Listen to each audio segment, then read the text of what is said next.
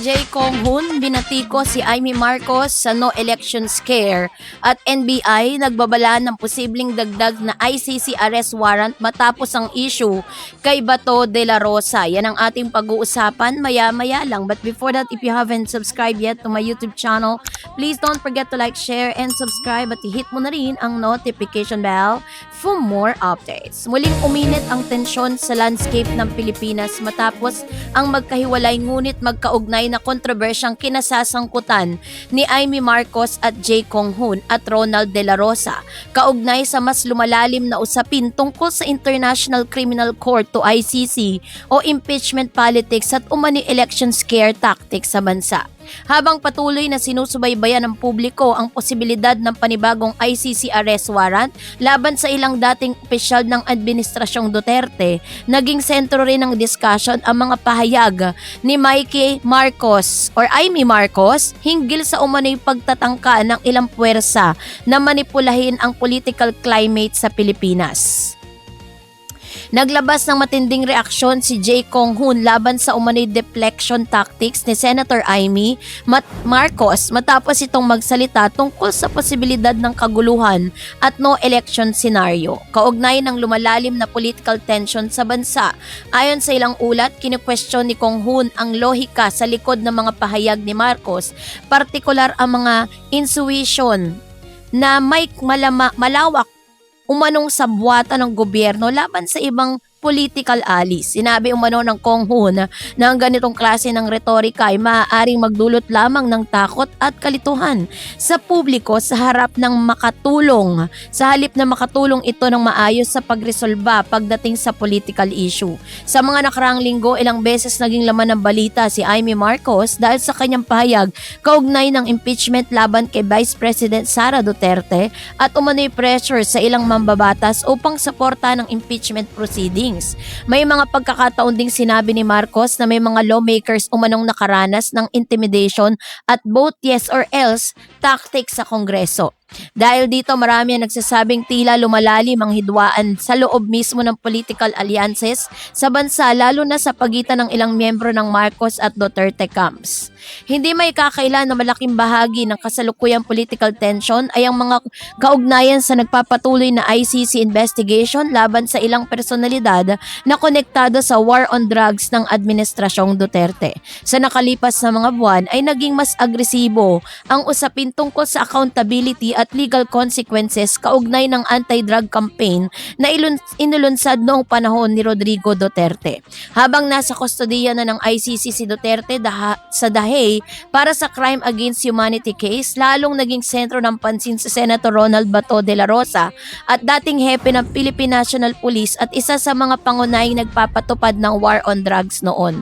Noong May 2026, opisyal nang inansil ng ICC arrest warrant laban kay Ronald de la Rosa kaugnay ng aligasyon ng crimes against humanity na konektado sa drug war killings. Ayon sa ICC documents, may substantial ground umano upang isailalim sa investigasyon at pag-aresto ang dating PNP chief dahil sa kanyang umano'y papel sa implementasyon ng anti-drug campaign. Matapos lumabas ang warrant, naging dramatic ang mga susunod na nangyari sa Senado. Ilang ulat na nagsabing pansamantalang nagtago si De La Rosa sa loob ng Senate complex habang sinusubukan umano ng National Bureau of Investigation o NBI na ipatupad ang arrest warrant.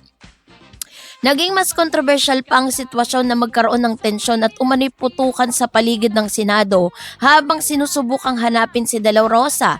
Bagamat wala pang nasaktan, mabilis itong naging malaking balakmalita sa buong bansa. So dahil dyan ay sinasabing posible pang madagdagan ang ICC arrest warrant. Kasabay ng patuloy na paghahanap kay De La Rosa ay nagbigay naman ng pahayag ang NBI na posibleng hindi lamang si Bato ang haharap sa ICC arrest warrant. Ayon sa ilang legal observers at ICC-related reports, maaring maglabas pa ng additional arrest warrant laban sa iba pang personalities na konektado umano sa war on drugs operation ng Administrasyong Duterte. Bagamat wala pang opisyal na listahan ang susunod na pangalan, maraming political analysts ang nagsasabing maaaring kabilang dito ang ilang police law enforcement commanders at iba pang dating government figures na umano'y may direktang partisipasyon sa anti-drug campaign. Sa isang ulat, sinabi ng NBI na obligado silang ipatupad ang batas without fear or favor at anumang arrest warrant na legal na ipapalabas ay kanilang ipapatupad. Sa kabila ng mga developments ay patuloy namang itinatanggi ni Ronald De La Rosa ang lahat ng aligasyon laban sa kanya. Ilang beses niyang sinabi na legal at bahagi ng official police operation ng War on Drugs campaign noong siya pa ay PNP chief. Giit ni De La Rosa, wala umano siyang direktang iniutos na extrajudicial killings at ginagawa lamang nila noon ang kanilang mandato laban sa illegal drugs at kriminalidad. Gayunpaman, ayon sa ICC prosecutors, may sapat umanong testimony at ebidensya upang ikonsidera ang posibilidad ng crime against humanity sa ilalim ng malawakang anti-drug operation. Isa sa pinakamatinding eksena sa political crisis na ito ay ang naging tensyon sa Senado kung saan pansamantalang nagkubli or nagtago si De La Rosa. Ayon sa ilang reports, nagkaroon ng kaguluhan sa loob ng Senate compound habang sinusubukan umano ng NBI na lapitan si De La Rosa. May mga ulat pa ng warning shots at pag-deploy ng security personnel sa paligid ng gusali. Dahil dito, maraming netizen ang nagsabing tila political thriller movie na ang nangyari sa bansa. May ilan ding senator na nagpahayag ng pagkabahala sa nangyaring insidente, habang may iba namang nanindigang dapat pairalin ang rule of law kahit sino pa ang sangkot. Samantalang patuloy namang sinusubaybayan ang posisyon ni Senator Amy Marcos sa gitna ng political tension.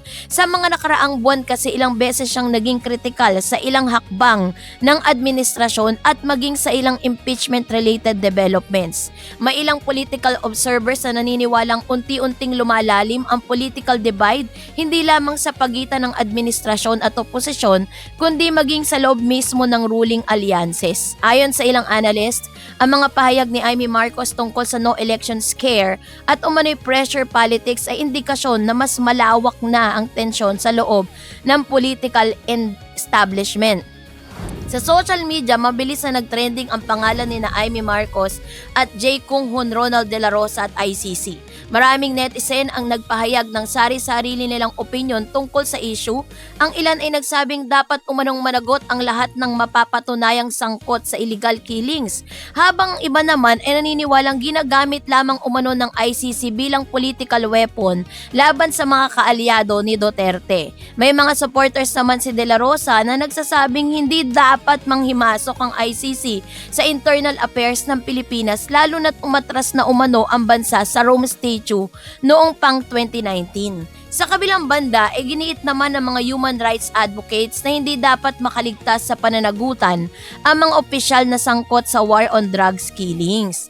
Dahil sa lawak nga ng issue, muling napunta sa international spotlight ang Pilipinas. Ilang international media organization gaya ng Reuters at The Guardians ang patuloy na nagbabalita tungkol sa development ng kaugnay ng ICC cases at political tension sa bansa. Ayon sa ilang foreign analysts, malaking test umano ito sa justice system at democratic institution ng Pilipinas. Habang nagpapatuloy ang paghahanap kay Ronald De La Rosa at lumalakas ang posibilidad ng panibagong ICC warrant or arrest warrant, marami ang nagtatanong kung sino pang maaaring madamay sa lumalawak na investigasyon. Mailan ding political observers na nagsasabing maaaring magkaroon ito ng malaking epekto sa susunod na political alignment at electoral dynamics sa bansa.